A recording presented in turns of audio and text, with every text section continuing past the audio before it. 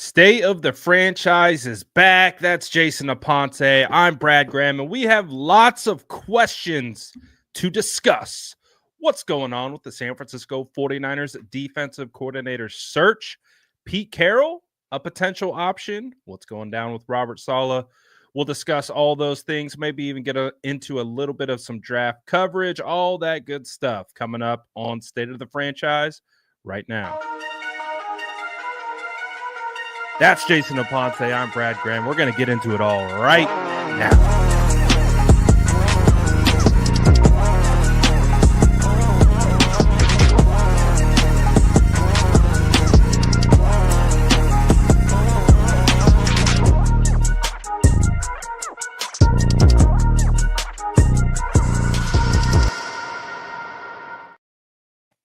Mr. Aponte, good to see you on this beautiful Wednesday. Are you getting hit with a bunch of snow like it is in Mobile and New Orleans and down south? Is that hitting your way over there on the East Coast? No, just a large illness that they're starting to call like norovirus that I don't even know. Maybe I have it. Like it's just something completely new. So I've been under the weather, but it's just absolutely frigid, like single digits frigid. That's what's going on up here. So yeah, it is kind of insane to see New Orleans be covered in that much snow, just because they're not used to it at all. And even when you see things in like Georgia where it's like not even half an inch, they shut everything down. But right now, my goodness, it is absolutely frigid. Like Jesus Christ could be outside and I would not go outside. Like it's just not happening. Well, what's crazy is like I saw Matt, or no, was it? It's not Matt. Who's the main guy at the Senior Bowl? Jim Nagy. Jim. So I saw him post about like if we were still on a 16-game schedule, the Senior Bowl would be happening right now. And right. It's covered in snow in Mobile. And so I'm planning to get out there to the Senior Bowl next week. And you know how it goes, Aponte. If it's snowing, if it's raining, they're not practicing outside. They go inside, and then it's closed off to media. So I'm just like, oh God, here we go. It's probably going to happen. Always some kind of shenanigans is going to go on with the weather down there in Mobile. I think it was 2021, right after the NFC title game, because I remember I went straight from LA right to the Senior Bowl, and they actually canceled the second practice for that. They didn't cancel it for us. We had to just watch it on TV because they go under the roof. So yeah, weather plays a big factor because they have to get the Senior Bowl off. They can't push it back. They can't postpone it. And for the most part, the whole experience of going to the Senior Bowl is less about the game and more about the practices and the being able to meet people.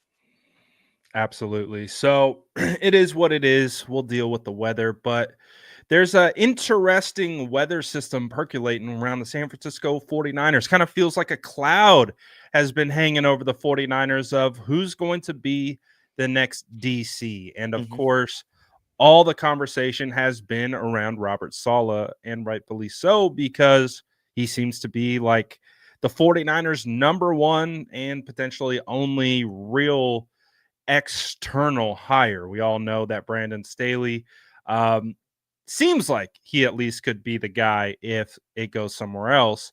But before we get into any of the other things, I want to talk about Robert Saleh. Pete Carroll, that's a name we're going to be talking about on today's show, but I want to get to Robert in a second.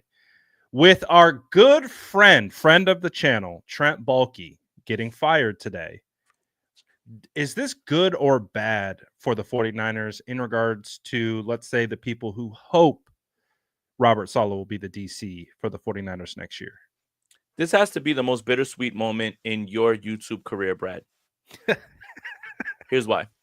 On one hand, the idea that Trent Baalke no longer terrorizes the NFL has got to make you smile. We don't want people to lose their jobs, but we all know Brad has a personal vendetta. This isn't business, and this isn't about football. Brad has been slighted by this man. Yeah, it's personal. Like, he's disrespecting me. Right. When I see you, it's up. Like that type of energy. But the bittersweet part is because they lost out on Liam Cohen and they've lost out on all these other guys, is now Liam Cohen, who still, by the way, if we want to just be optimistic, has still not signed back in Tampa Bay. So interesting. So this move could be perceived as, hey, Liam Cohen, come back. We got rid of the guy that you didn't want, but if you're talking about why it's bittersweet, yes, you have a personal vendetta with Trent Baalke, but also this probably opens the door for Saleh. And then another interesting portion of this is the interim GM that Jacksonville just placed, who is good friends with Robert Saleh and both worked in the San Francisco 49ers organization. The question would be, did you do that just to have an interim GM in place and you would allow a coach to make their own choice? Or did you do that because Robert Saleh will be there Friday and Robert Saleh probably already made the call and said, if Balky's there, I'm not coming. So they make the move, then they bring in his buddy as interim GM, and it feels like it's moving towards Robert Saleh getting a chance in Jacksonville. That's the way that I'm reading it right now. And then you have Jordan Schultz saying that he's a potential front runner. I don't know if this is something. And the reason that I want to point out the Liam Cohen thing is because as dysfunctional as this has been, then you can't rule out the craziest possibility that they literally had Liam Cohen walk away. They know that he hasn't signed yet, and they called him back like, hey, man, look, you can have Trevor Lawrence, and we got rid of Baalke. Pick your guy and just come over here and help us. So there's a lot of things on the table, but if you're reading the tea leaves based on relationships, it's Wog, right? That's the interim GM's name. I believe he was here with us during the time with Saleh. Them being paired together, that doesn't feel like an accident. That feels very purposeful, and it's with intention. To almost say, okay, not only did we get rid of Baalke, we brought in a guy that you really like and are friends with. So now come on in Friday, and then it becomes a matter of whether the Jacksonville Jaguars lock the door and don't let Saleh out of the building, and then the 49ers defensive coordinator process will be at the forefront if it's not already, because I am not a fan of it at all. I have not been a fan of this entire process, the way that they've gone, all the eggs in the basket stuff. So this is such a strange time right now because there's a lot of things on the table, but it does look like Saleh's probably the front runner right now in Jacksonville. Are you surprised by how the 49ers have handled this? Because it kind of feels pretty on brand with like some of the past decisions that have been made. Do you kind of get that sense? Like they know what they want and they're like, we don't need to do too much due diligence anywhere else because we know what we want. And if it doesn't happen, we have a backup and we're just going to go with that, which is potentially Brandon Staley. I am surprised. And here's why. Last year, the 49ers exhausted all of their options, right? We talked about it. Spagnuolo, they reached out to Belichick, and obviously when you play in the last game of the season, your time is limited to find people because it's already the Super Bowl. Like we're looking at it right now. Ben Johnson's there, in Chicago, and guys are getting signed, and Aaron Glenn's with the Jets, and and Dennis Allen followed Ben Johnson. So when you have a jump on the process, and for you to just say, Saleh's our guy, we hope no one offers him a head coaching job without risking or calculating the risk of what somebody could do, what bad teams do, what dysfunctional organizations do in terms of making decisions, right? You got the Dallas Cowboys on one hand. They've won 12 games every year with Mike McCarthy. Cool. Brian Schottenheimer is your replacement. Good luck. Enjoy, guys. Enjoy that because that's going to be terrible. And then you have over here in Jacksonville, you have all of these people that you're bringing in, and Baalke was never let go before. Dysfunctional teams are going to do things that are going to throw a monkey wrench into your plan. The 49ers kind of just said, well, what could go wrong? Everything has gone wrong right now in this defensive coordinator search because here you are. And then you read the Tim Kawakami piece, and he says, there's tension in the building. You can feel it. It's palpable. Why?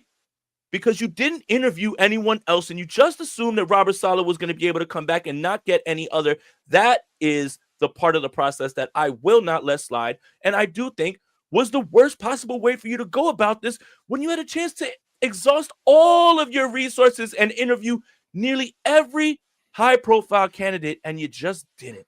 And now, if you don't land Saleh, if you don't land Pete Carroll, you might do the funniest thing in the world. We joke about it. We've been joking about it. Like, get ready to learn Brandon Staley, pal.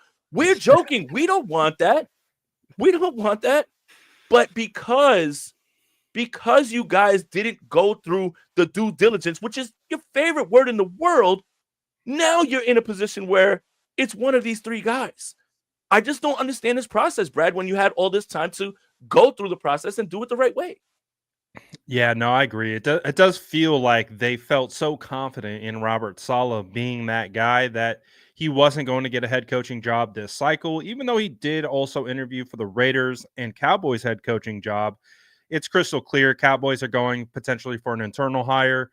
Raiders actually seem like they could be very interested in Pete Carroll for their head coaching job, which was kind of a surprise for me, especially being a defensive minded head coach and being the age that he is. I wasn't expecting that, but it seems like that could be a potential option. And where the 49ers come in, and at least I've seen it from all the fans, like the fans are just like, what are we doing? It feels like a setup for failure because I think the notion, like you had mentioned, is if it doesn't go their way, they really don't have a backup plan, at least from the perspective of a fan's mind of like, man, you guys could have had maybe this guy over there, that guy over here, and we're just settling with Brandon Staley.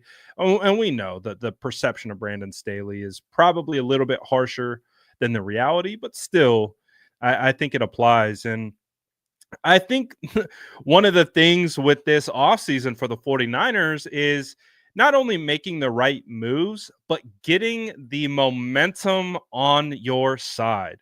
When we look at last year's offseason, when we look at all the kind of like ancillary things outside of the X's and O's that happen in between the white lines, there's a lot of negative momentum.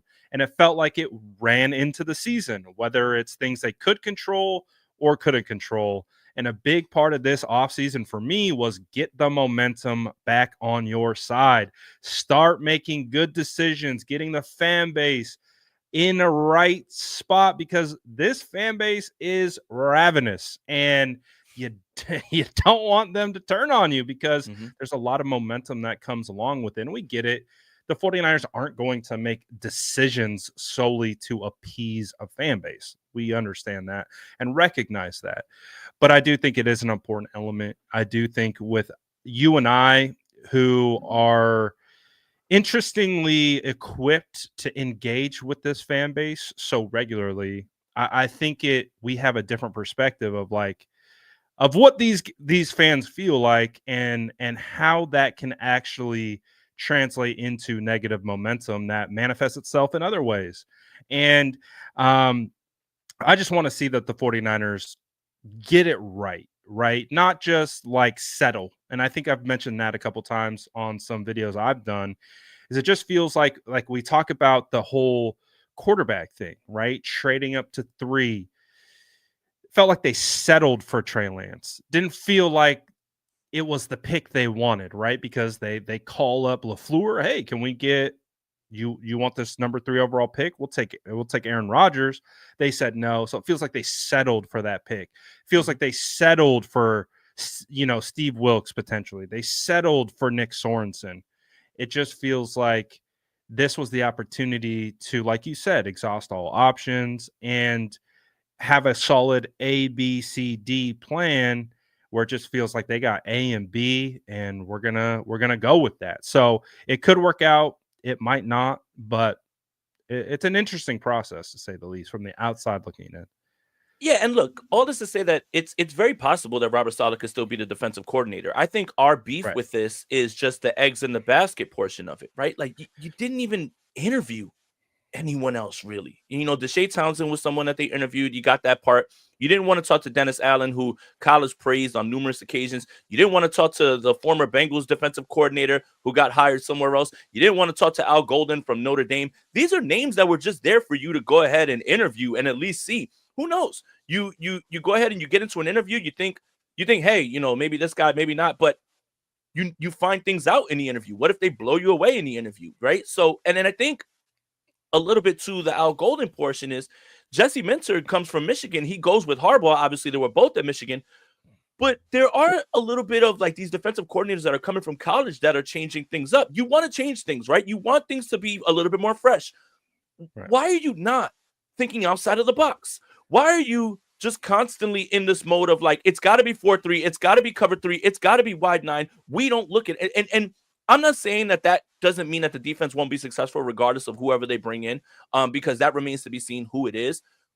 But at the same time, you're just kind of stuck in your ways and you're not thinking outside the box. I think I'm more frustrated with the process and the fact that you were just hoping that nobody did anything stupid as an organization and like tried to like take your guy away from you. But that was arrogant. That was dumb. That was lazy. And Because fired their now, GM into 2 weeks into the process. right, like that, and now look at where we are, right? Like, and obviously Pete Carroll's name comes up. My home run hire was somebody that I think we had to try to lure away from the Cleveland Browns, Jim Schwartz, but that's not going to happen. For me, I would love to go to Cleveland and say, what do you need to get him out of what do you need him to get out of this place or whatever, so we can take him? I would ask that as well. I mean, you tried it with Spags, why not try it with Schwartz as well too? So it's interesting to see all of these names that are interesting pieces, and regardless of whether their defense had success the year before, there's still a path to them being very good, and there's always the context of why. For instance, the Bengals defensive coordinator, it's less about him being a bad coordinator and more in the fact that it was just Trey Hendrickson and a bunch of guys, right? Like Trey Hendrickson's amazing, but it was a lack of talent. Right. And then there's the step backwards. Like, you want a guy who runs cover 3 and Legion of Boom stuff? Well, let's talk to Gus Bradley. I don't want to talk to Gus Bradley because that's a step back. Are you trying to progress the scheme? Are you trying to show flexibility? Are you trying to show out of the box forward thinking? I think during this process, the 49ers have not. And I think what they've done by putting themselves in the Salah or bust category has now put themselves in a position where the likelihood increases by the moment that you're going to have to settle for someone just like you did last season. And with all the time that you had, you didn't exhaust every single option and talk to as many people as you could while Salah was off in Dallas, while Salah was off, in Jacksonville. He had options too, but you kept saying he'll come back to us, and you don't know that that's possible right now. I agree. And I think we're both kind of landing on the same spot where firing Trent Baalke actually hurts the 49ers in the sense of we probably do have Robert Saleh as the 49ers defensive coordinator if they retain Trent Baalke, because like who wants to go be a head coach under Trent Baalke for one season and then both of you get fired? And then what are you're not getting a head coaching job then. So it felt like at that moment, it was more desirable for, the Jaguars to flounder for another season, fire Trent Baalke, and then start the search over from scratch, which is what they should have done immediately after the season ended, but they chose not to. I don't know why. Trent Baalke seemingly has this grip over owners that I cannot explain. But at the end of the day, it impacts the 49ers because the 49ers are in a waiting and see period. So now it's up until Friday, right? And the interesting part about this too is, which we'll kind of transition our conversation to, is all the jobs are getting filled. You mentioned Aaron Glenn getting hired by the Jets. We've got Ben Johnson going to the Chicago Bears. Spots are getting filled. DC sounds like Schottenheimer in Dallas. One more name I want to throw out too, just in case, and this is again fallback completely because he hasn't been hired anywhere. Mike Zimmer, from Dallas, by the way, could be somebody that could be in play. And so all these jobs are filling up, right? And so then, correct me if I'm wrong, it's pretty much the Cowboys, like you just mentioned, but that seems like they're trending towards an internal hire. Mm-hmm. And then you have the Raiders. Is there other head coaching jobs left? No, because New England just filled their offensive coordinator and defensive coordinator, so they're out as well too. So it's done. These staffs are filled out. Everyone. It's at least, if you want solace, is if they do miss on Robert Saleh, if they just fall back to Brandon Staley, then that was their plan the entire time. But there are candidates out there for you to go talk to and go, and be with, right? And I do think that part of this process has to be a defensive coordinator that he doesn't clash with Kyle, but he stands up to Kyle. Like, yes, you're the head coach. This is what you want, but I disagree, and this is what I think. And if you listen to the Playmakers podcast or the Play Callers podcast on Spotify, that was the part that Saleh won Kyle over with, because Kyle would say, here's the answer. And Saleh would say, no, it's not. And then Kyle would say, okay, show me your work, like a math equation. Right. And then Saleh would. And then they would go at it in practice.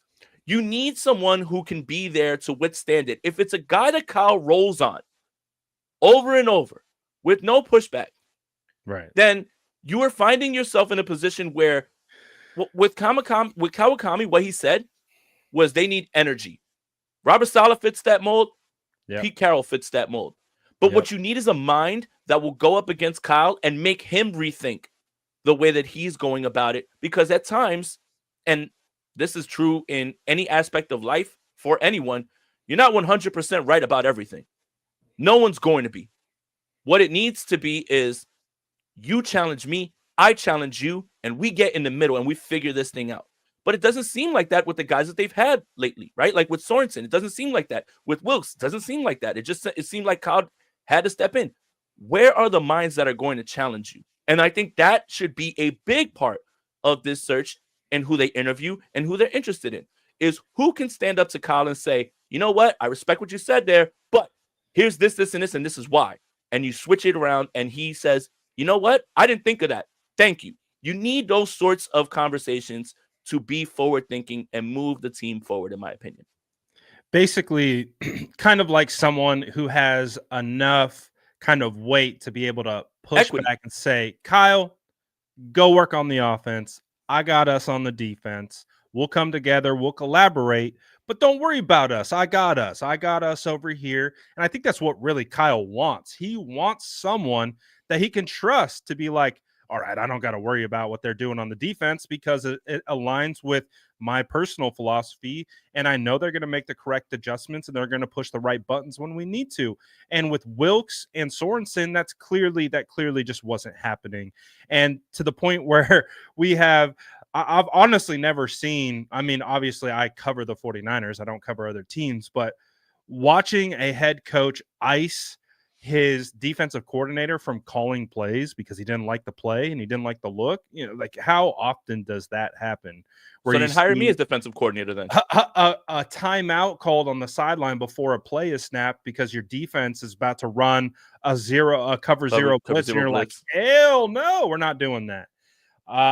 He needs someone that he can trust, that if they're going to call cover zero, he's like, I trust them to call cover zero. I trust the timing in which they're going to implement it and when they're going to execute it and how they're going to put that into play.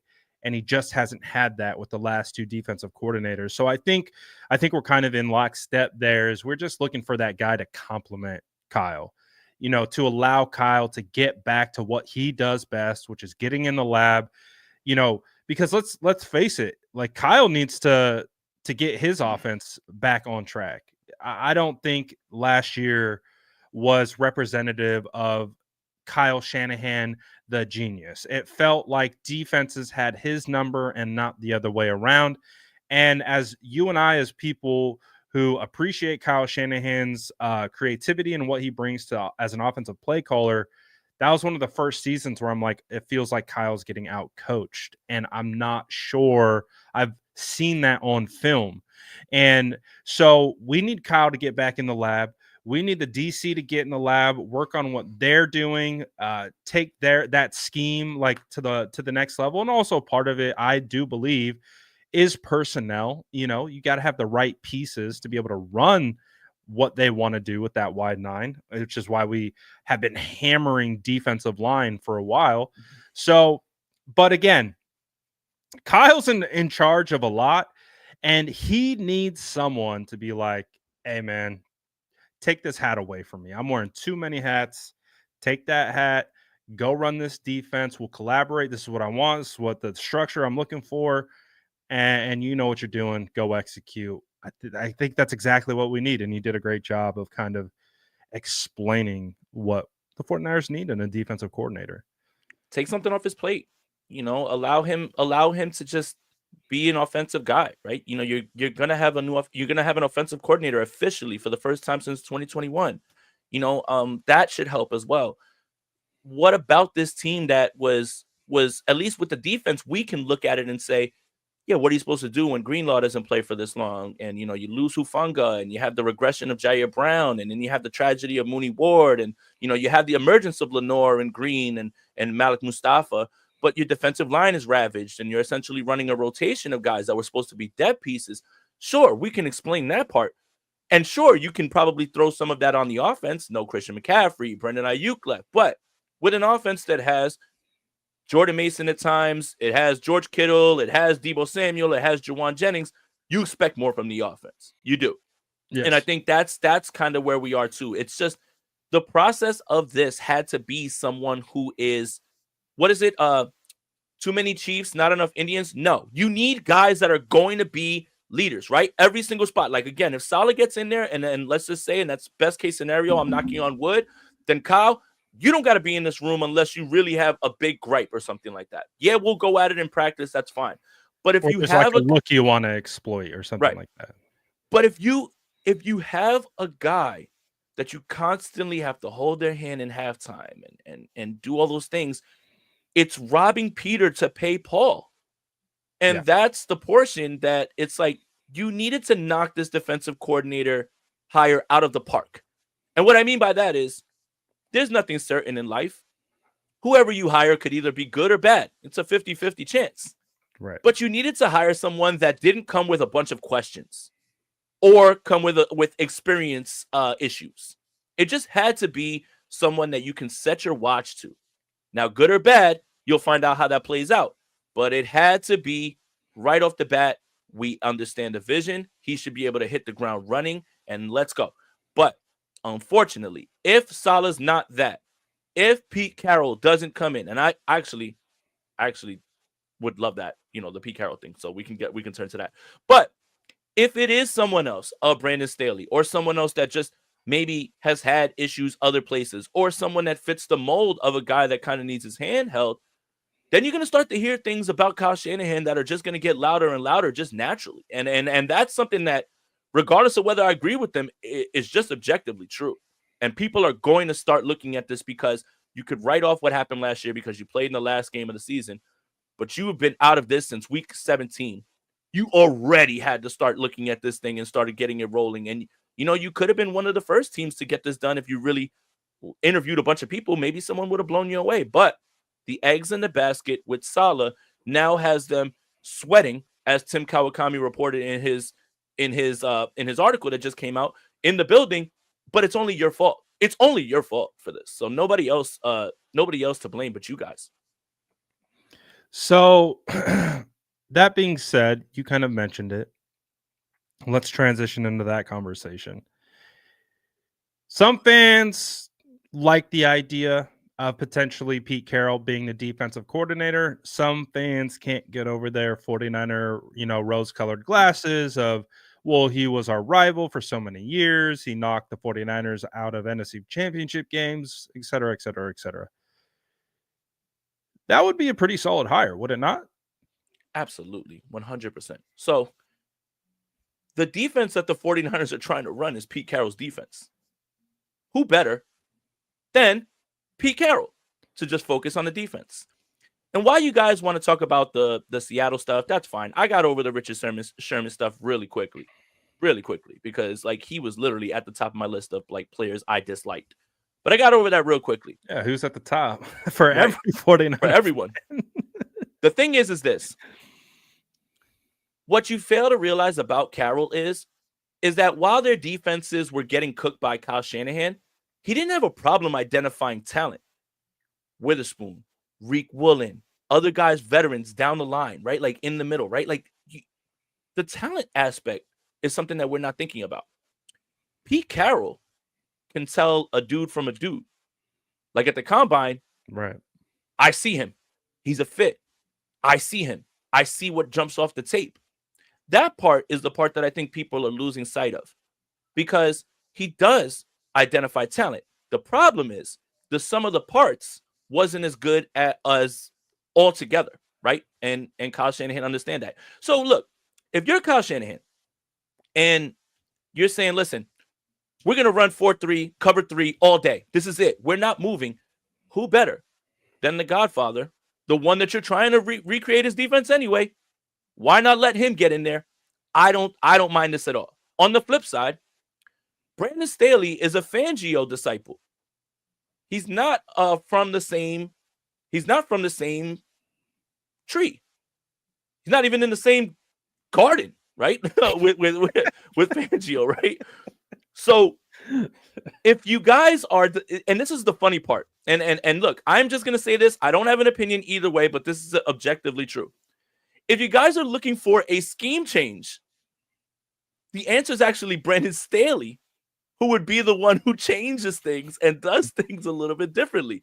But if you want someone who can efficiently run what the 49ers want to run, if it's not Robert Saleh, who again, part of the same tree, it would be Pete Carroll.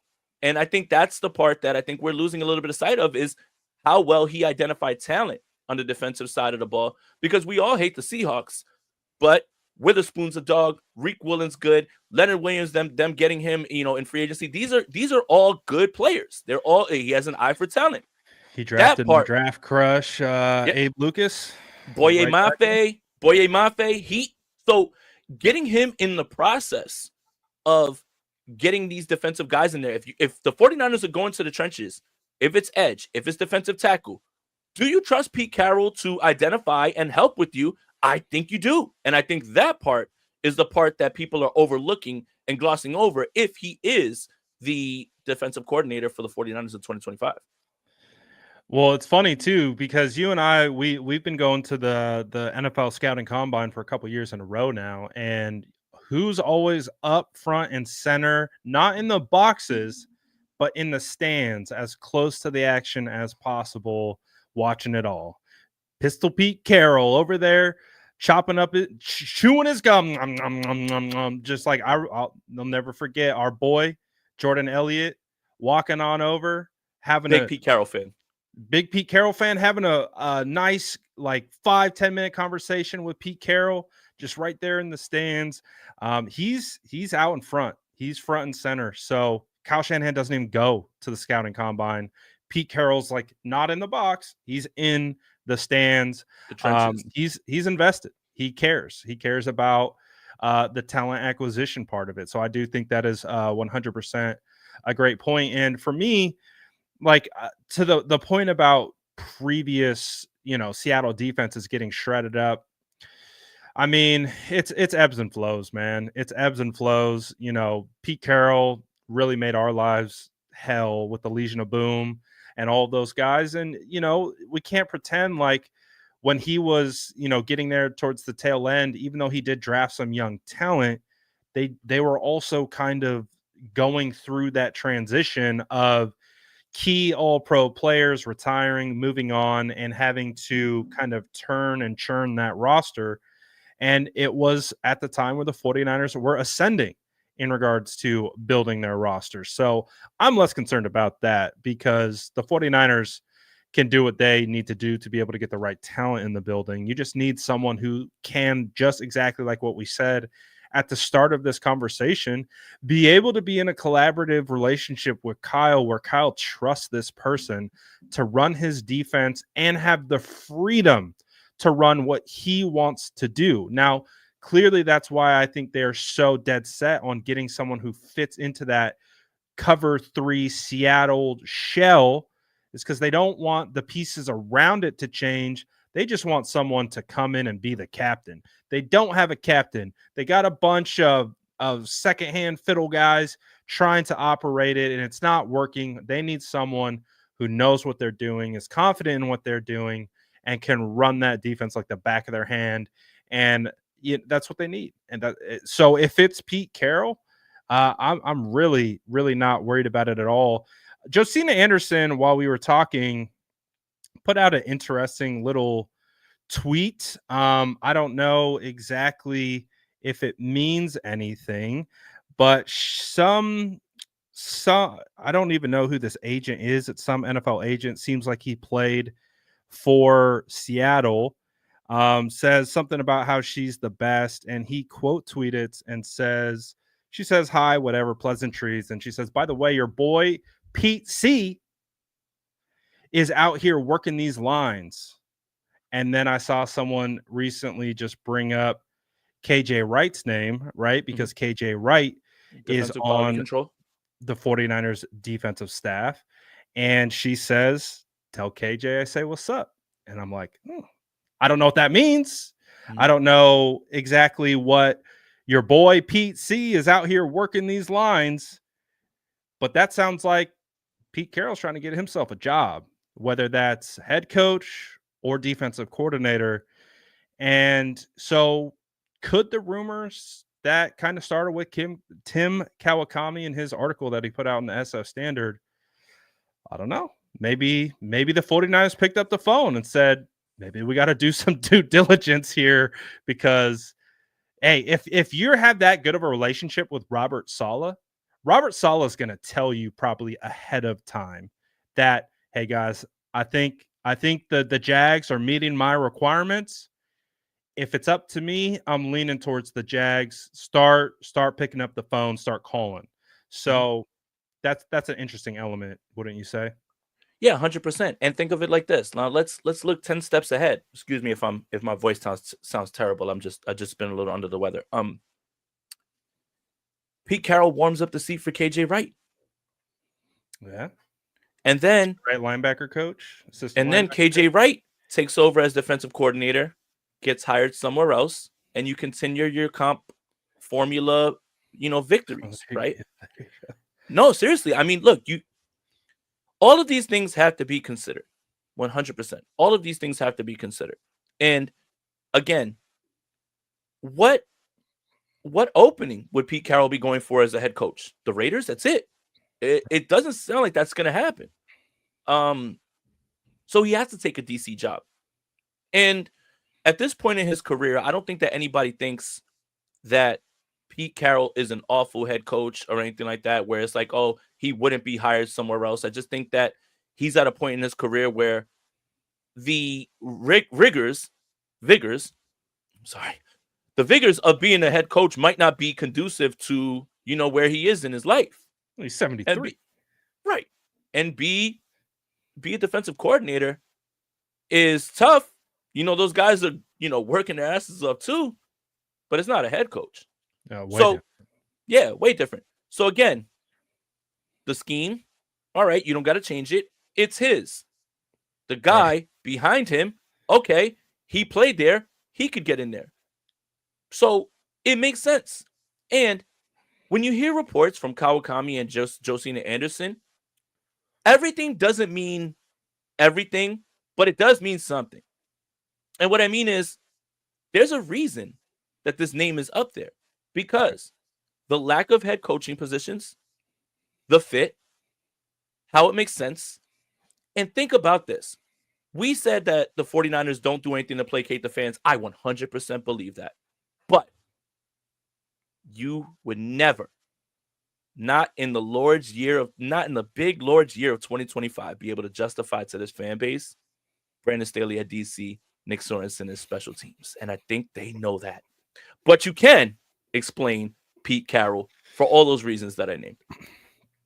We talked about tidal wave of momentum from this fan base. There's already a little portion of this fan base that throws the F word around when they're talking about Kyle Shanahan, and I think you know which word I'm talking about. If they were to hire Brandon Staley and Nick Sorensen as their two coordinators, you want to talk about negative momentum. And again, those hires might have nothing to do with anything that's happening inside that building, but I can guarantee you that's it. The second anything goes bad next season, if the defense falters, if special teams falters, it's not Staley's fault. It's not Sorensen's fault. Whose fault is it, Jason? Pete Carroll's. No, it's Kyle Shanahan's. No, you're right about the moment. You get my point. You get my point. The discussion, which I don't even want to say is a minority anymore. It's not a majority. It's a large amount of fans that are very much on the side of, I don't care what you've done. It might be time to move on. Now, and again, they don't make decisions based on fans, and they shouldn't. I mean, although the Mac Jones thing, we bullied them into that. Let's give ourselves a hand, okay? We did. But if you believe that to slow down that momentum to slow down that talk would be to say, we've got Brandon Staley at DC and we're moving Sorensen to special teams. When here's the part about the Staley thing that I think is more concerning than whatever his time with the Chargers was. Brandon Staley has not gotten a defensive coordinator interview anywhere in the last 2 years. That's actually a good point. Why is that? I like that. Why is that? I like that. Yeah. The last 2 years, nobody's knocked on Brandon Staley's door. Rex Ryan gets an interview with the Jets, and Wade Phillips is almost out of let's give him a shot. Like Brian Griese got right for a head coaching job. So what does that tell you? And great point. And if the 49ers had this much confidence in Brandon Staley, let's just say they said, you know what? Mind your business. We got this. Stay along for the ride. This is what we're doing. Then why wasn't he the defensive coordinator this year? Why, when you got rid of Sorensen, didn't you just say, we've got our guy in the building? Let's go. But there's no interviews for Staley, so that means no interest around the league. And yet, Staley's in your building, and then you're going to try to sell us if he is the DC because you whiffed on everyone else by saying this was our guy. He was never your guy. He's not your guy. He's no one's guy. And again, it's less about what happened with the Chargers and more about looking around the league. It's like that meme. Who wants me? And it says 100% no. The guy, like, he's just like this. Like, it's exactly that. Why is it that if all goes wrong, the 49ers would hire Brandon Staley. If all goes wrong and they miss out on everybody else, and they're going to say, he was always our guy. If he was your guy, he would have been to DC last year. And if he was your guy, when you moved on from Nick Sorensen, you wouldn't even looked around at anybody else or even mentioned anybody else's name. You would have made it already. Confusing times in Santa Clara. Confusing times. Friday feels like it could be a big day. I don't know if it would be announced Friday, but it could be announced Friday. I would imagine the Jaguars are going to do what the Clippers did with DeAndre Jordan. Put the door on put the chair on the door and say, you're not leaving. Right. We got your guy. If you don't like him, pick another GM. But we got your guy. He's here. You guys are buddies. And let's roll. Because the Balky thing was, they've been denied so many times, and I saw somebody say it. It's literally this. It's like a head coaching hire walks in, and it's the balloon thing. And they're all popping the balloon. Like the GM, the coaches are popping the balloon. About that like dating game thing, where they like. So Balky walks in. Balky walks in with Khan, and they're like, "Oh, it's us two," and pop, pop, pop, pop, pop, pop, pop. Everybody's like, "I'm out."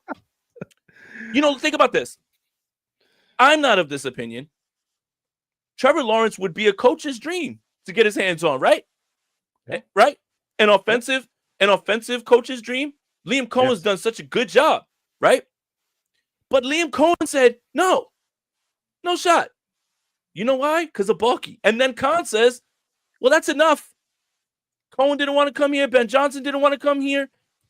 And now they're falling into like desperate last-ditch moments. And their interim GM is cool with Saleh. And that might be enticing enough. And I am sure, I don't have sources, but my sources, which is like things that I make up on vibes, was that he called the Jaguars and said, if you want me back Friday for an interview, Balky better not be there, man, because I'm not coming. So we'll find out. But again, the reason that the 49ers are in this situation is because, again, going back to the original point, what could go wrong? Saleh was not going to get a head coaching job, and yet here we are because of the way the Jaguars have played things. What the 49ers underestimated is how many other organizations can be so dysfunctional and terrible that'll put them in a spot where it's throwing you all curveballs at this point. And the Jaguars have just Jaguared again. And Trent Baalke, maybe on his way out, has done the last thing that he can do to 49er fans And that's what makes it bittersweet, Brad. You're happy to see him go, but him leaving might have done his last little middle finger to us. And it's like, what did we do to you, gang?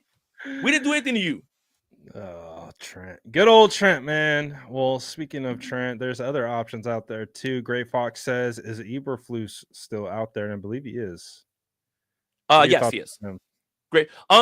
Again, I think people will look at him and say, hey, he doesn't know how to manage the clock, and the Bears were a joke. All of those things are true. But if he's a defensive coordinator and he just gets to lock in on DC, maybe. Again, there's interesting ways that they can go, regardless. It doesn't have to just be Saleh, Carroll, or Staley. You can go talk to Mike Zimmer. You can go talk to other guys.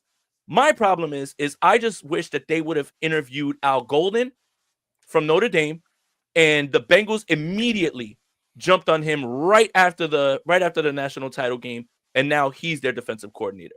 And again, you look at how good that Chargers D was. Jesse Minter, college guy.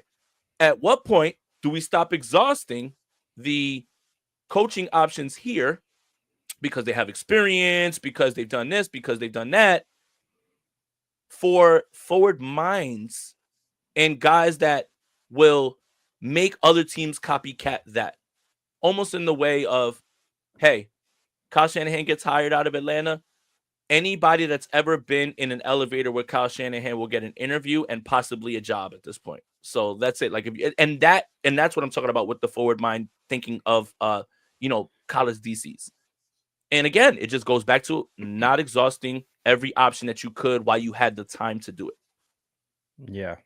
So we'll see. We'll see how it goes.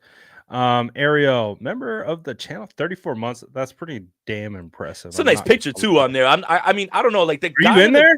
The guy in the gold jacket. I don't know, man. I don't know much about him. Is that you? And I say this with a staunch record of heterosexuality. I think that's a very good looking man. I can't see. It's too small on my screen, but I believe you. Ariel, is that us? Is that us after the 49ers ripped our hearts out in the Super Bowl? Oh yeah, Let's see if he answers. That's for sure. It looks like you. That's it. That was like right outside of Oracle Park because we just walked around the water like with our heads looking up, like we didn't know what was going on. Yep, it's nailed it. Confirmed. Sources confirm. Yes, indeed. Yep. That is Mr. Aponte in that profile picture. I'd love to see it. What is your opinion on special teams coordinator? Who was it? Oh, it was Mike Silver who said he does not expect Nick Sorensen to be the team special team coordinator. If that's the case, why haven't they hired a special teams coordinator? Because they're not interviewing new candidates. So that's another kind of interesting development that's kind of gotten swept under the rug, would you say? Yeah, I think that if it lands on Nick Sorensen again, people are not going to be happy. My dream special teams coordinator is a guy that I don't know his name. You know why? Because it means that nothing's going wrong. I don't care who it is. I don't want to know your name. I just want you to fix it. I don't ever want to hear your name spoken on Twitter, in a press conference, in a game. You don't need to know the special teams coordinator. Just do your job. You don't need to know. I don't need to know. It's like, remember when you'll say like there's a rookie player out there and you're like, oh, his name hasn't been called. Yeah, good. Like an offensive lineman. Oh, we haven't heard his name called today for making a mistake. Good. Knowing the special teams coordinator's name, address, everything, like knowing everything about him, not a good thing. Not a good thing. I want his name to be anonymous. I want his name to be John Doe. I want his name to be I don't care. So I don't care. Bones Fossil would have been good. That would have been good.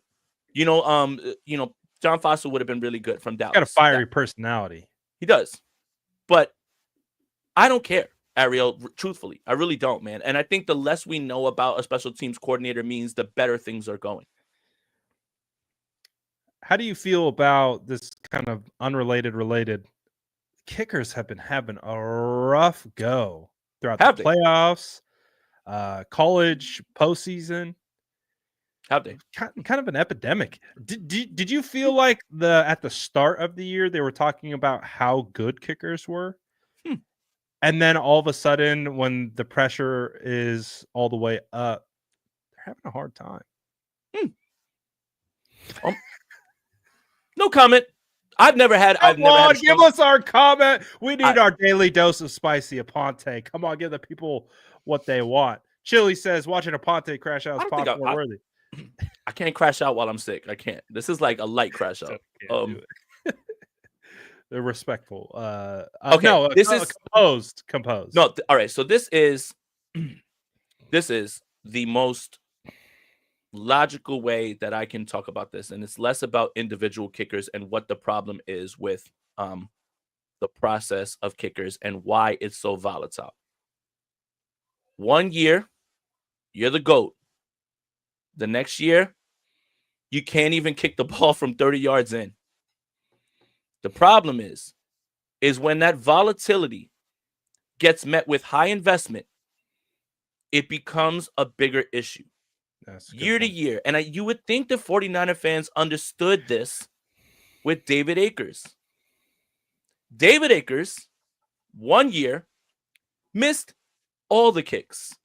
David Akers, the next year, made all the kicks. Very rarely do you have someone year to year, and this is your upper echelon of kickers, top 4, top 5, maybe top 7 guys. But when you have guys like Chase McLaughlin, who stepped in for the 49ers, remember he missed that kick on Monday Night Football in 2019? Yep. Now he's really good in Tampa. When you have Joey Sly come in for Robbie Gould, he was the kicker in Washington, replaced by, what's his name? Former 49ers kicker Zane Gonzalez. So the volatility of the position is why you do not invest in high draft capital, because 1 year a kicker could be absolutely useless. The next year he's the best kicker in the league. And those examples are the best ones that I can give you. And then Matthew Wright goes somewhere else. He makes kicks. Why can we just keep finding guys on the street? Pat O'Donnell, amazing. Incredible. What was the league doing leaving him around, sitting around on the couch? Pat O'Donnell's a franchise punter. Like, this is the issue. Of the top 7 guys, whatever it is, those guys you usually depend on. Everybody else is absolutely 1,100% replaceable with the next guy that's on the street, on the couch. And that's what makes it hard to watch, because these people have like high investments in some of these guys, or they've paid some of these guys, and it's been something that's all over the place. Give me an XFL kicker, yeah, 100%. But we'll see. I don't think I can kick better than Jake Moody. I think you guys are underestimating how hard it is to kick. Just because I get on kickers doesn't mean that I don't at least appreciate a little bit how hard it is. But I will say this. My biggest problem with it is that's all you do. Like, we've been to training camp. There's no kicker drills. They're like off to the side sitting. Like, you have one job. If you're missing the kicks, then we don't. They'll have one session where they start at like the 20, and then they kick from 28, and then 33, and then 39, and they just bump it back, and that's all we see. And that's it. And practice is over. Yeah. So I don't know. I just wanted to throw that at you. See how you're feeling. You did that on purpose. I absolutely did that on purpose. I was trying to get you to scream a little bit, but I still like your answer. Very composed. Good job. That was You're nice. welcome. Yeah. I mean, it's just about the volatility more than anything. It's not against any one kicker. It's honestly just a good point. Yeah, it's a good point. David Akers, man. He knows. Lay off Jason and all the kicking stuff, because it comes from a good place. It comes from I just want them to make their kicks. That's all. Like, when they don't, I'm just like, that's it. Damn it! Just like, God, that's horrible. We understand what it is, right? It's a mantra across the entire NFL. Just do your job, right? That's it. Yeah. Do your job. Everything else will fall into play, right? Mm-hmm. All right. I think we've exhausted the coaching conversation. I think we feel pretty good with it. Do you want to give a prediction? I think that's what everybody wants. Oh, jeez. Do you have a prediction? Think, if I'm not mistaken, Mike Silver replied to someone on Twitter saying he still thinks Salah's the guy. Do with Recently. that. Yeah, right. Like a few minutes ago. I mean, you can try to find it. I mean, but a few minutes ago. So Okay. do with that information what you will. At this point, and again, I'm not against the Pete Carroll thing. I think he's actually second. Um, if I had to guess, I would say 55, 55 Pete Carroll. No, 55 Salah, 45 Pete Carroll, 5 Brandon Staley. Oh, you're throwing percentages on it. Mm-hmm. So you're saying there's a 55% chance, or I guess you're saying, what is that math? 45% chance he gets hired So by the 55 for Jags? 55 for Salah, 45 for Carroll, 5% for Staley. And then Okay. or maybe 4% for Staley and 1% other. Okay, that's fair. Whew. See, that's tough because it's all dependent on What happens what Friday? what happens Friday with Salah. So, I mean, Oh yeah, 105. Man, math is hard. All right, you guys got me. 55, uh, 45. I'm not good at math, so I'm not even Yeah, math front. is hard. Yeah, sorry guys. You guys got me. Thank you for correcting me. Math is not my strong Numbers suit. and letters just do wonders with my ADHD brain. But anyways, um, I would probably say it's honestly it's got to be like 90% Sola because if it comes through, it's got to be Sola if he doesn't get that job. But again, that's the variable. The variable is he hired or not? And what's that variable? Because to your point is Liam. Oh, what's this? What's this? What's this? What's this? Liam What's this? Cohen? Hold on. This is from Mike Silver just now. The belief in NFL circles is that the Jags coaching search is not limited to Robert Saleh and Patrick Graham, the two candidates with whom they've scheduled second interviews, and that the belief was fortified by the news of Balky's dismissal. Keep an eye on Joe Brady, Kellen Moore, and other assistants whose teams are still in the playoffs. So that Here's just came out right now from Mike Silver.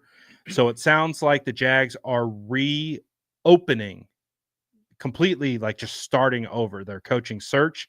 And they're basically saying just because we're interviewing Robert Saleh and Patrick Graham doesn't mean that's where we're stopping at. So that helps the 49ers' chances, does it not? here's the thing, Brad. Doug Peterson was an offensive guy, but you would agree that the Jaguars clearly underperformed on offense for various reasons. Doesn't it seem counterintuitive to go with a defensive guy when it seems like we need to find a coach for Trevor Lawrence to cultivate him and get him to where at least close to what he was built to be? And I would think that that job feels like a vacancy for an offensive mind, someone to put their hands and arms around, Lawrence. So I don't know, man. It could be, it could be that Salah brings the the sternness, the discipline that team needs to kind of fall in line. But wouldn't it seem like that's a destination, which is why you talk about Ben Johnson, you talk about Liam Cohen, is why Ben Johnson said, "No, you know what? I'm going to go to Chicago because I'll get my chance with Caleb Williams." Doesn't it seem like that should be an offensive, man? Sorry, I got completely distracted. Apparently, a bunch of people were having Brad chants in Lombardi's chat. He's saying they were chanting your name. So sorry, I got completely distracted. They were like a sidebar conversation about Brad chants. I was like, what is a Brad chant? Like, what does that mean? Do I chant something? Like, what is that? So sorry. Please reset because I got completely distracted. No, just Jacksonville feels like a place where an offensive mind would go as a head coach. Yes, I That's agree. what I I think. feel like that's what they want, right? Right. Because And you have a because young quarterback, you want to have that offensive guy. young quarterback, you hit on Brian Thomas, you still have Evan Ingram. You have to find a way to kind of elevate Trevor Lawrence a little bit more, right? Again, I think we can agree that at times Lawrence hasn't played as well. He has hit nowhere near the generational lock that he was built to be. But how much of that is coaching? How much of that is someone who can wrap their arms around him? But again, what if it's Salah, because Salah's a leader of men and he can get guys in line? But I would think, just in my opinion, that it would be an offensive-minded head coach. So you have the firepower that you do. You have two capable backs in ETN and Tank Bigsby. You obviously have, like you said, Evan Ingram. They paid a lot for Christian Kirk. Brian Thomas is looking like an absolute steal. So happy with him, I can't even express, Jason. If you're an LSU wide receiver, draft him. That's it. Like it's golden. Except one of them who's coming Which out one? in this class, Lacey. Yeah, I'm okay. He got in some off-field trouble. That's yeah. Oh, yeah. Forget that. Oh, he's got much more to worry about football. Yeah. No, I forgot about that. I forgot about that completely. Like even Jarvis Landry, But yeah, it just feels like Jacksonville should be for an offensive mind. How much of that is gonna have to do with what they believe Salah can do as a leader of men? We're gonna find out Friday. But yeah, it should be an offensive guy, in my opinion.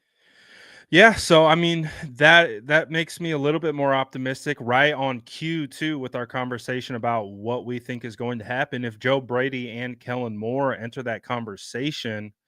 That becomes interesting because Kellen Moore is in the playoffs and he's in the NFC Championship game. If they go to the Super Bowl and they genuinely want to hire Kellen Moore, that means that Jaguars job could theoretically be hanging out there for quite some time. So, I wonder if the Raiders are doing the same. I wonder if that's why they haven't really made a decision yet, because maybe one of their prospects is in the playoffs, then they're waiting on him.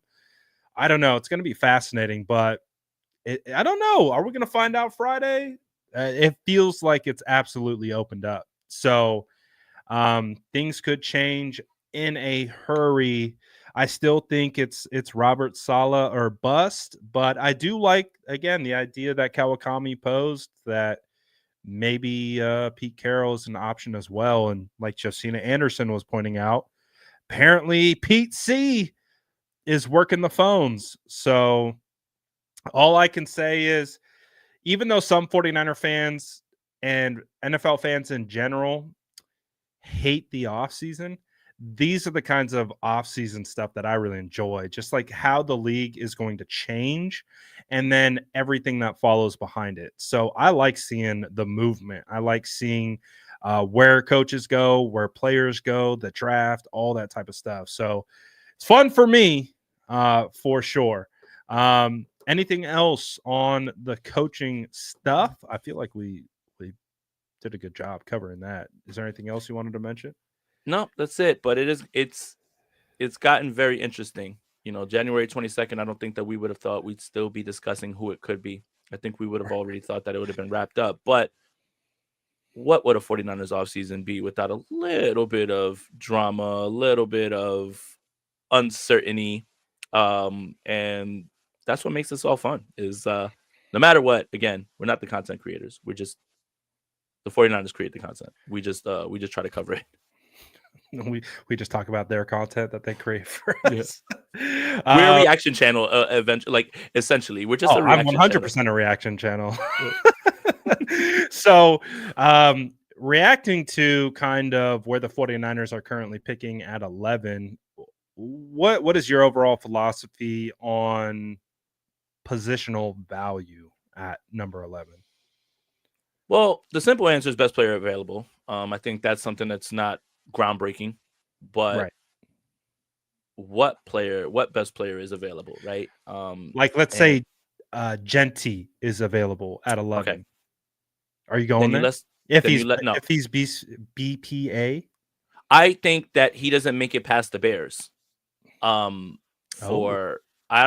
think that he doesn't make it past the Bears. Like they like DeAndre Swift, that's fine, but Ben Johnson's there. I don't think he makes it past the Bears. That's interesting. I like that take. And if it does end up at 11, then you let somebody come up and trade for him and you trade back. I think Ashton Giante is a great player. I think he's going to be a phenomenal running back. But if you use that pick on him, I'm not going to be happy because that's not what is going to push this team forward, especially when you have a pick that high.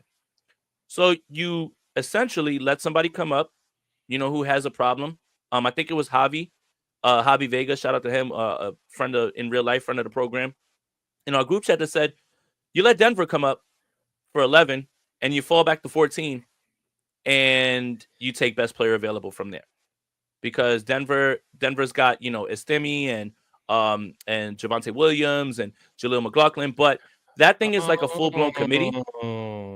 So what Javi's saying is, if you have running back the RB1 at 11, let a team come up and trade assets, drop back a couple picks, and it's not a bad idea because I still think you would be able to get a solid defensive lineman if you were to do that.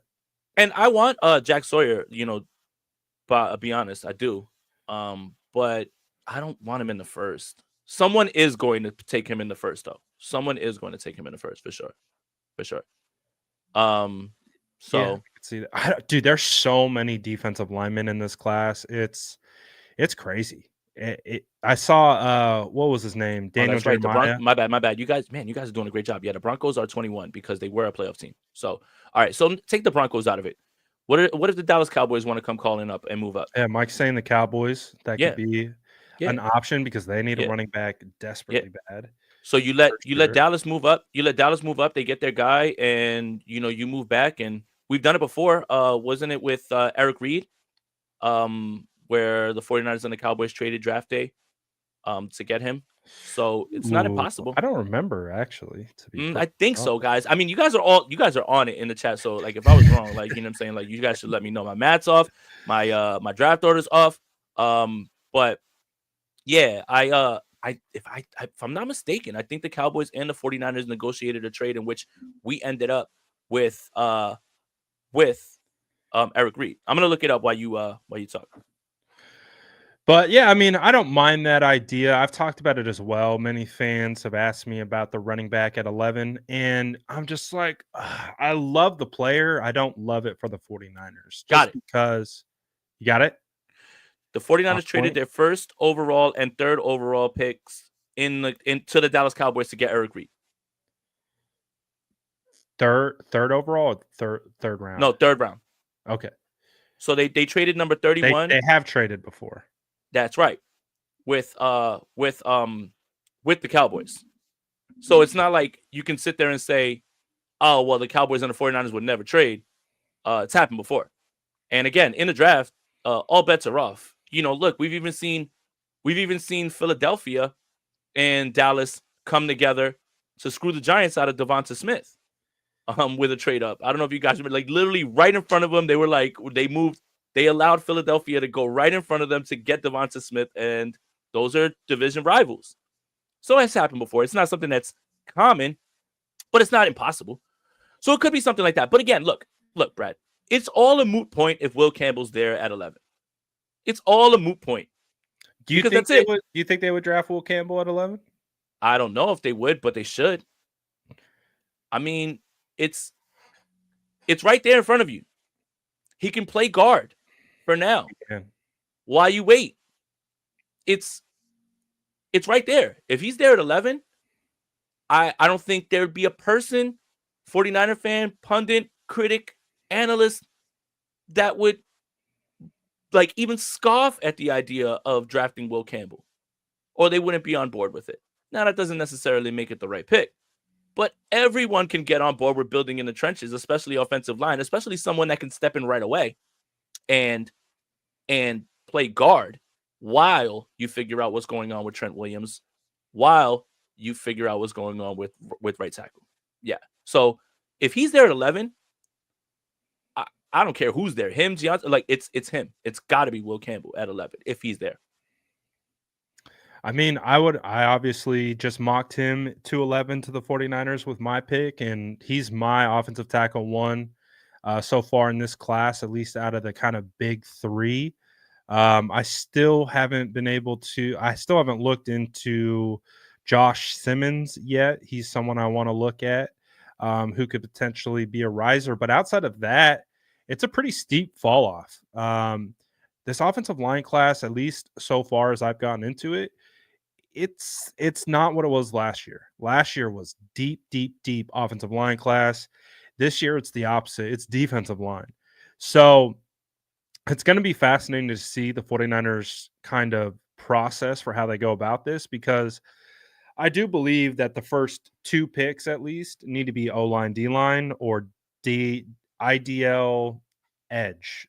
They just need to reinforce those trenches. Again, it's hard looking at the Rams and watching how they've built their defensive line, and they've also invested. I mean, didn't they have two of the highest paid guards in the league? Um, they also, you know, I think they drafted their center. I think it was a late round draft pick, but he was our starter for them as well. So they've been trying to invest back in the offensive line. They've been building their defensive line, and you kind of see the success that they were able to have with rookies, with Jared Verse and Braden Fisk, and second year players like Byron Young and Kobe. I believe it's Kobe Turner.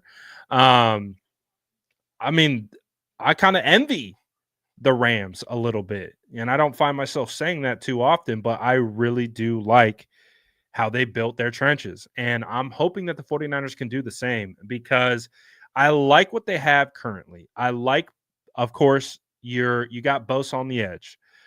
But inside, Malik Collins to me is a situational pass rusher, which I do like Rotational guy. him in that role. Mhm. Outside of that, we know that they're going to be moving off Hargrave. Kevin Givens, I don't recall if he's under contract or not.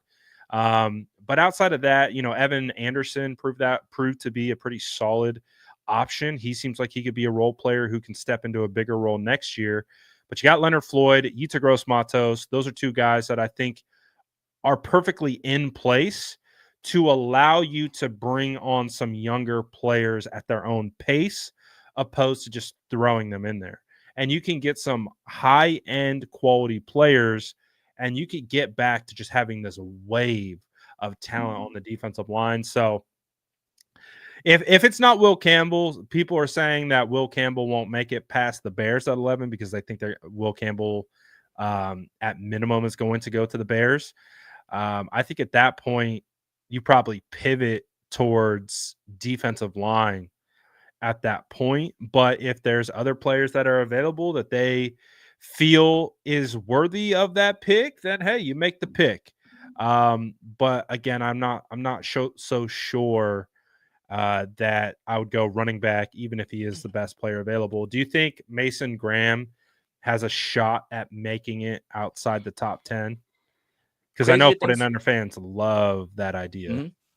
Crazier things have happened. I mean, in certain drafts, and every single year you can go through it. And I think this is what's fun about the exercise. And we say this all the time. On January 22nd, right now, we have a grasp on what teams need.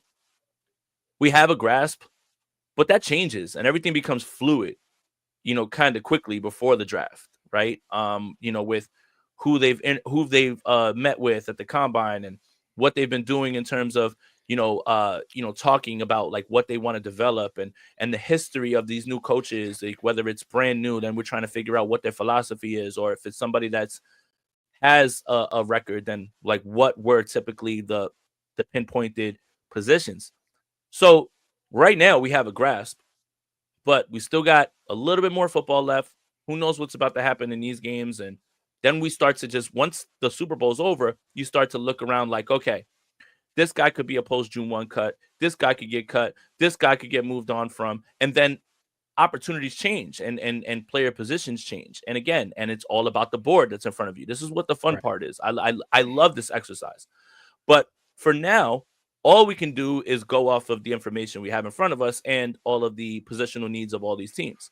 So it's interesting. But again, I think Will Campbell's a very, very good player. I don't know if he makes it to 11 because of the premium on offensive line. And I don't think anybody would look crazy if they took Will Campbell at 9 or 10, ahead, right? It's not something that's far-fetched. He doesn't seem like as much of a project at times, right? Like when Amarius Mims gets drafted last year late in the first round, we're like, man, he Big needs time. project. Yeah, he needs time. I don't know if you feel that way about Will Campbell, and I think that's a hard thing to find. And then you have your examples of, it's right there in front of your face. Joe Alt's there, bang, you're good. You're just roll him out there. So it's gonna be hard to see and look through the order and see someone who's gonna be willing to pass up on something like that, even with a glaring need. So that's Yeah. the part. Like, again, you might desperately need a wide receiver. And that's what the Chargers, right? Like, they needed a wide receiver, right? Like, they need other things, but they drafted Ladd McConkey, so they covered that. But they went to the trenches because of Harbaugh. And we all could have seen that one coming. It was Joe Alt. But there could be teams that have a glaring need, but can you pass up on a offensive line prospect like Campbell because they're so hard to come by? And even if he sits for a year, he's still cheap, and then he just goes right into the lineup. So, I mean, it's going to be interesting to see how people value their rosters and how they go for their roster building, because a glaring need doesn't mean that you're going to avoid best player available, which is kind of what we've been saying about the 49ers as well. Just because I don't need an offensive tackle who can play guard right away doesn't mean that I can't upgrade to position right now just because I need something more. I can still fill that position on the back end.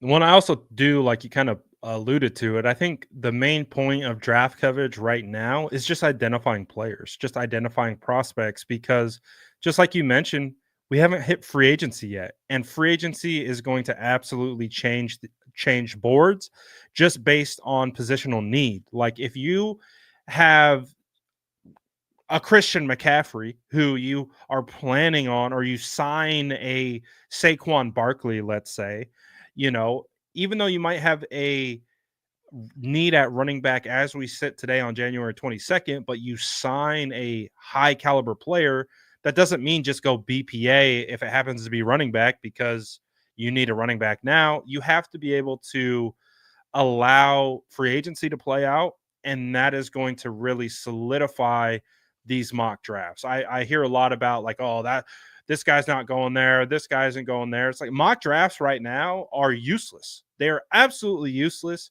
For me, it's just a tool to identify prospects and kind of build a structure of how to identify certain positions and maybe a slotted area of where they could be drafted. They're going to be torn up and thrown away the second free agency hits, and then we're going to reset it, and then we're going to start really being able to dive in. And then, just as we're going to get more information from the Senior Bowl.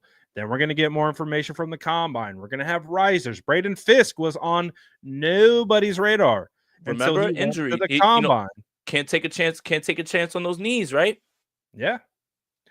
No one was on no one's radar. He's arguably the biggest riser of the NFL Combine. Went into the second round, I believe it was, and was a stud, absolute stud. So you just never know. So as it stands right now, we're in fact-finding mode.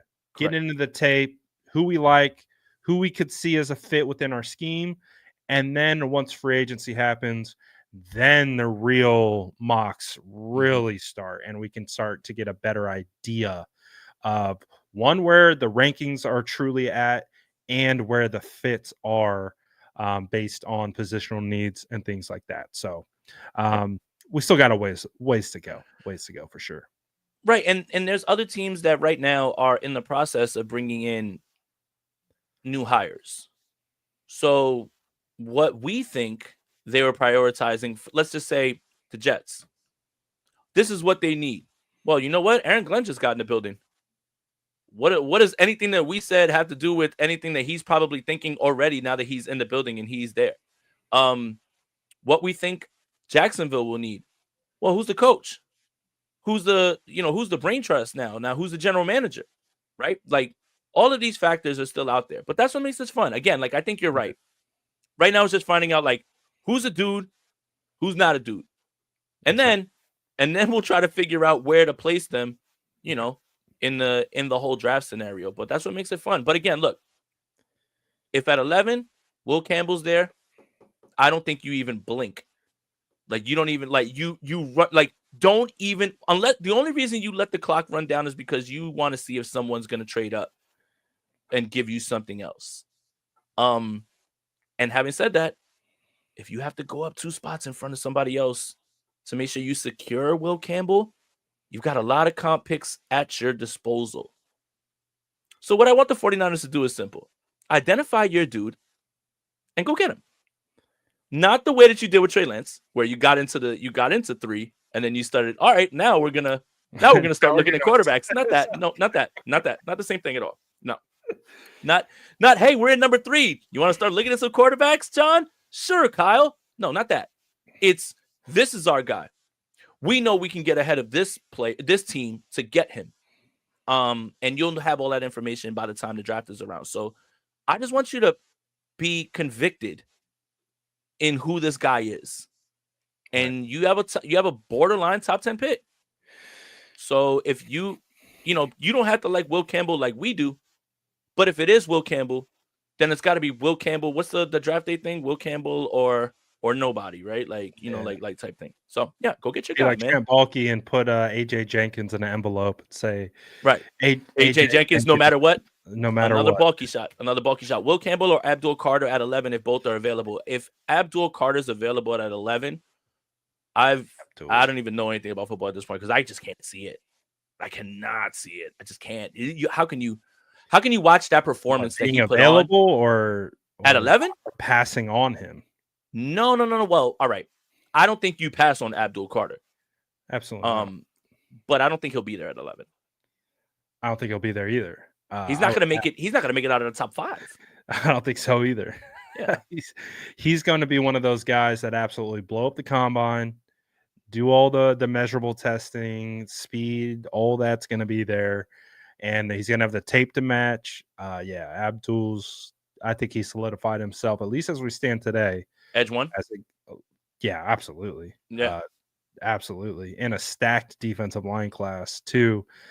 So yeah, he's edge 1, Mason Graham's DT 1, but there's so many options at defensive line. Why are we not talking about Mike Green? I love Mike Green. Mike Green's gonna be somebody's gonna mock him in a second, and another team is gonna run misinformation that they never met with him, nothing like that, and they're gonna surprise the world and take him in the first round, and then he's gonna be a stud. It's hilarious because PFF current like mock draft rankings are kind of comically low on a lot of players. Mike Green's like at 12. Like they've already got Mike Green at the top. Like when you're drafting at 11, Mike Green, you can see him on the screen. He's within 3 picks. So he's going to be one of the big risers. Like he's going to be one of those guys who just jumps up, and if he has a phenomenal Senior Bowl, it's wraps, right? Because being a smaller school guy, if he goes out, performs against the top tackles that are there, he's first round draft pick. He will be in consideration at 11 if guys like Will Campbell aren't there. So he reminds me of Brian Burns. Brian Burns was the same way. No one had him as like a first round draft pick because he was skinny, just like Mike Green. And I said, just wait. And then he got drafted at 16 overall, I believe it is. And that's kind of the sweet spot for Mike Green as well. So we'll see, man. We'll see how it works. He's a trade down target. If you ask me. Like if they were to drop some spots, drop to 14, 15, 16, then Mike Green. In the same way, like if the Cowboys just say, Gianti, we've got to get him at 11.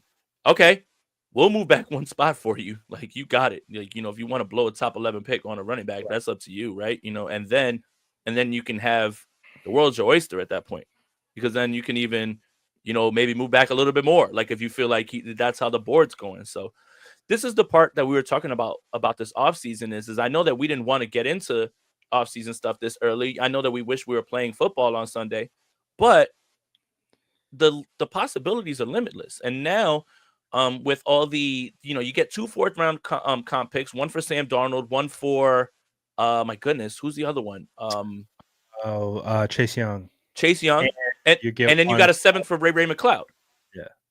So you have your ammunition. You already had how many picks before this? You have 6 your ammunition. Picks, 4 comp picks. Right.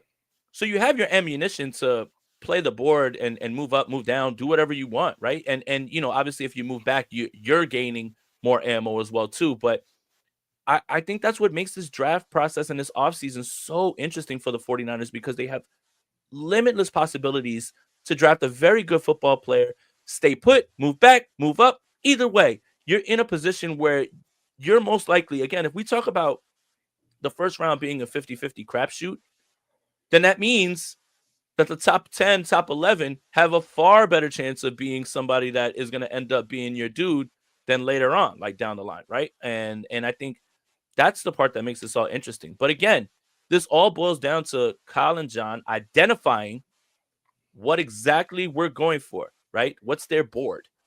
If our guy's there, we've got to go get him. If our guy's not, then we can get someone else on the way back. So I just want them to nail the board down. Like, yeah. I don't need you scrambling after someone takes a player that you wanted, which didn't work out too bad because Ronaldo Green's really good. But I need you to be dead on, and this first round pick has to hit. Like, you have to have this guy play every single down. He has to be able to play right away, because Ricky Pearsall was fine this year. I think we understand the circumstances, right? But it would have been really cool if he would have been able to contribute all season, right? And then of course everybody's going to compare. Ladd was behind him, all these other guys that you could have taken. That's fine, but if the 49ers are going to retool this thing and move back quickly to the spot that they want to be, then the first round there's got to be more of a home run right out the gate. We can't be waiting for year 2 or year 3 for it to all click. I agree. We need polished players to come in and be plug and play. So it's an exciting time. Mock draft 1.0 in the books for me. You doing any mocks this year? Not yet. I just I had to recover a little bit here. So I'll just say, I just been watching for a little bit. I haven't been able to get into it just because certain things are happening still with football that I really want to keep my eye on, and then again, we got to figure out like where these landing spots are, because then I could probably have a better, if Robert Saleh ends up in Jacksonville, do you think they go offense or they go defense, right? But on the other hand, if it's somebody like Kellen Moore or Joe Brady, do they go offense again? And I think that's the part that we're kind of missing. So yeah, I just trying to relax. This has been my first show for a while, actually. I just been trying to lay low, stay out the way, mind my business. But yeah, we're gonna get closer and everything as well too, because next week is the Senior Bowl, and yeah, it's like we're right here in the swing of things with the draft prospects and the coverage. Absolutely. You got anything else cooking up this week? Nope. If you guys want to check NinersNation.com, remember I didn't make the site's name. I just write for them. Don't yell at me. You can check out the article that I just posted. I'll have another. Is this how you're going to introduce Niners Nation? I have to. Oh my goodness! It's anytime that I say that I write for Niners Nation, it's not a nation, it's an empire, and I'm just like, why are you yelling at me? I didn't name it. But yeah, NinersNation.com is where you'll find all my stuff every single week. Every single day of the week during the week. And then, we're getting back in the swing of things with being on the streams and stuff like that again. I didn't feel the need to jump on every time that there was a new rumor about like a head coach or a defensive coordinator and stuff like that. I'll let you guys get to it. I'll take care of that. Not you, but I'm just saying I'll let you guys discuss it. I love, you know what's the funniest thing? Minding your business is such peace, like inner peace. Because there's so many passionate discussions across the internet, and just watching is just, I don't care what I have to add, because I don't have to add anything. I could just watch. Less that because you have an opinion doesn't mean you have to voice it. I think more than anything, it's just me. I'm just like, I'm out the mix, man. I'd love to watch people go at it. 100%. So we got it's Wednesday. Hopefully we'll know what's going on with the 49ers DC search by Friday. I have a question. Yeah. You got Championship Sunday picks? Alexa, turn off. For who's going to win? Yeah. So we got KC Bills, right? Mm-hmm. I'm not picking KC. I'm not either. Dependent on it. Bills win. Either. Landslide. They're going to beat Taylor Swift, Patrick Mahomes, and the refs all at once. Wait, help me out here. Is it a Bills home game? No, it's in KC. Oh, that adds a little bit to the drama. I'm still going Bills. I don't care. I mean, Needs to be my Bills. soul will never allow me to pick the Kansas City Chiefs in the AFC Championship, although I did pick them over Houston. That just felt like easy money. Yeah, But shout out to Houston, man. That was a performance of grit. And if you're worried about them this season, you gotta feel way, way better about where they're headed with D'Amico, because those guys, they were there. And again, the calls didn't go their way. Again, I don't think the refs are cheating for the Chiefs, but every single 50-50 call goes for the Chiefs. So do with that absolutely. information what you will. Even if there's a chance that it could go their way, it will. It will. Even if there's a chance that the ball's on the ground, there's a Chiefs player that's got it. There's a chance that the ball's up in the air. It's going to end up in the Chiefs. So I don't know what to say about that, but yeah, I do think that this is the Bills' time. I think the Chiefs have been playing with fire for too long this season, and Yeah, that's true. and you know what? All that to say that I'm gonna probably look like an idiot for saying this, but it's just like, how many one-score games can you win? It just can't continue, can it? It just can't. Every single one-score game you win, you never lose any one-score games. Nothing ever doesn't go your way. I know. Come on, Right? come on. The So I ball's got got the to Bills. bounce. The ball's got to bounce the Bills' way, and if we start seeing it bounce Kansas City Chiefs' way, we know it's going to Yeah, happen. yeah. But for Philly Commanders, I'm riding the Jaden Daniels hype train Wow. all the way to the end. Yeah. I'm a big fan of what they're doing over there in Oh yeah. Washington. I'm a big fan of Jaden Daniels. Admittedly, not familiar with this game because I wasn't scouting quarterbacks. And until I started doing my research on Brandon Thomas, or not Brandon Thomas Jr.? No. The lineman, No, the wide receiver Brian for the Thomas. Brian Thomas. I call him Brandon. So Brian Thomas Jr., when I started doing my research on him for Dynasty, because I was picking in the back end, and so he was slotted right there.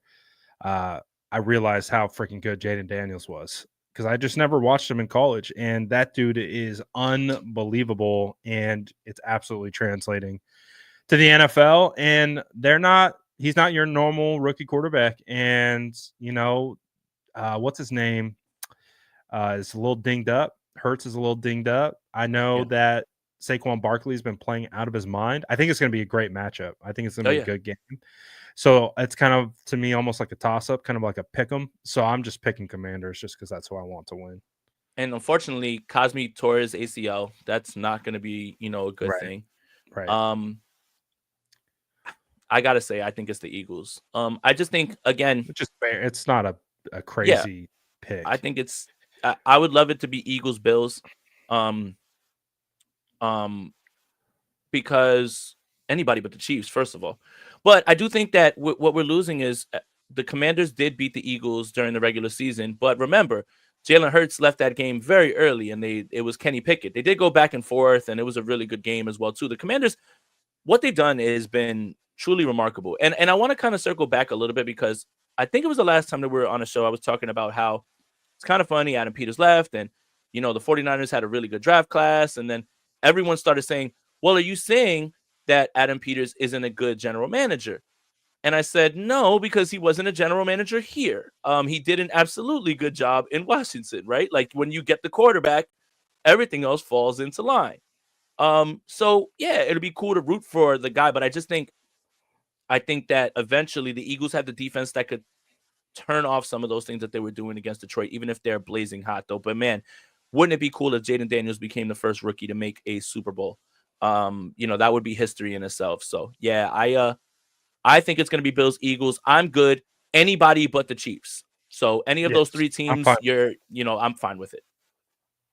I wouldn't love to see Philly in the Super Bowl, but I also don't really care at the same time. Um, I don't know. I think some 49er fans still got beef with Philly. I feel like after that one game where we beat them, I haven't really thought about Philly ever since. The one where Well, I think it was my Debo had my like bad. 3 touchdowns. My bad, I'm Brad. just Brad. So they hit on the cornerback from Michigan. Sinistro's really good, and they got a starting guard out of it too. So they got Daniel Sinistro and a starting and a starting offensive lineman. That's a good draft, even if McCaffrey and Sanat haven't done anything. So yeah, that's a good draft. When you hit on a dynamic quarterback, and you hit on a guy who's a good rookie corner from Michigan, and then you get a starting offensive line, 3 is not bad, and one of them is a franchise quarterback. It looks like. So I think he had a good draft. Yeah, definitely had a good draft, and I think their tight end is a good tight end. They're just Zach Ertz is and Sanat will get there. Sanat will get there. Are you going to the bowl? No, New Orleans too expensive, but I will. Apparently, if I'm not mistaken, there's a football game at the Kendrick Lamar concert. Interesting. Yeah. I don't think that's ever happened before, where there's been a Kendrick Lamar concert and then there's a football game around it. Let's see what you're doing. You got me. You got me in the first half. I did. I know you really fell for it. I'm like, wait a second. They're doing that? That's weird. No, I mean, look, it's a double dose. I love Kendrick Lamar and I love football. This is perfect. I'll actually be there. What? Oh, you're going with my guy Taylor. Right. So I'll be covering Media Week. I'll be covering Media Week, and I'm not staying for the game though. I'm getting out of there right after that. So we'll see how it goes. I hope it doesn't snow because that's going to be crazy. Nah, you never been to New Orleans? I've never been. Oh, perfect. Hit me, and I got you a Rex. It's my favorite city in America that I've been to. Oh, hands down. Oh yeah. Hit me with food Rex. I got you. And vibe. But then obviously, you're gonna have the media events and stuff like that you got to go to. But hit me for food Rex. I got you, gang. And I'm gonna try to get the SF diners going. We got to get some food content out there. All of it. Hey, I think that it's a perfect mashup. You know what? You do look like you're probably handy in the kitchen. Would I be wrong saying that? Oh yeah, I know how to. Cook. Sure. Come on, man. Sheesh. Woo! Come on, man. Sheesh. Yo, you know what? A Brad cooking show, but you gotta wear the apron, and you gotta they've been trying to get me to do because I got like a Blackstone, like the skillet thing, and I love cooking on that. They're like, oh, you got to do a stream while you cook, and I'm like, yeah.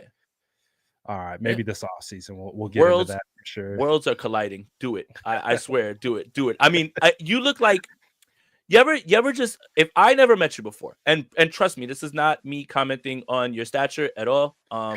Just please, walk with me here. Our community is named after food. Come on, I'm offensive lineman. I'm head first into it. I'm not hiding. So just walk with me here. Have you ever been at a barbecue and someone is asking who can man the grill, who can prepare the food? Easy. I'd look around and I'd go, that guy, him.